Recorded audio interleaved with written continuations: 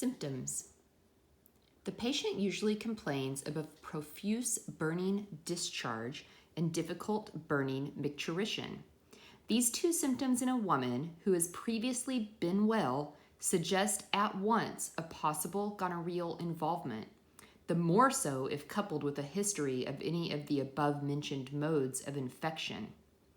Other subjective symptoms may be given as, for instance, pain when walking or sitting, sense of fullness and weight in the groins, small of back or at the vaginal outlet, or occasionally the patient may report a bloody urine if the bladder involvement is marked. An examination of the affected parts will give the further objective symptoms necessary to make the diagnosis. The details of the first examination will vary directly with the history obtained and the virulence of the infection as observed when the vulva is inspected.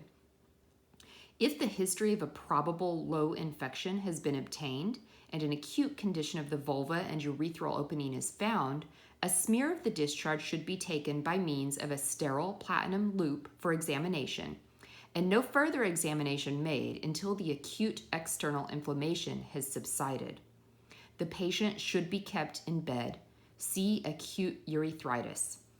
If the patient gives a history of a probable high infection and complains of pain in the region of uterus or tubes, and this is verified by abdominal palpation, a careful bimanual examination should be made at once, for the case may call for immediate surgical care.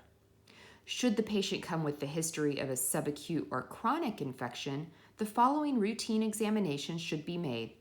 The patient should be instructed not to take a douche before submitting to the examination. In this way, the characteristics of the discharge can be noted. The vulva should be inspected carefully.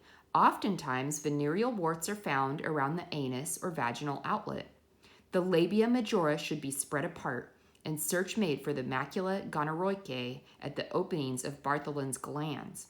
By slipping the index finger into the vagina for about 1/2 inch and placing the thumb over the macula, oftentimes an induration or abscess of Bartholin's glands can be palpated.